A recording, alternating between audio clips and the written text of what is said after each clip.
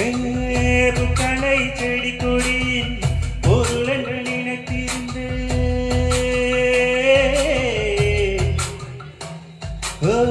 பூக்களின் செடி கொடியின் பொருள் என்று நினைத்திருந்தேன்.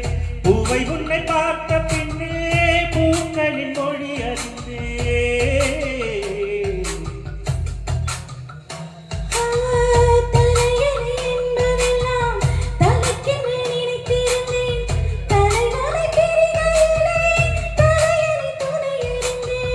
தீப்பந்தம் போன்றவன் நான் தீபம் என்று ஆகிவிட்டேன்.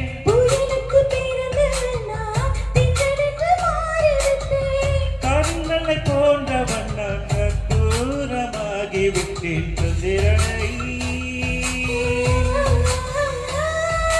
சந்திரனை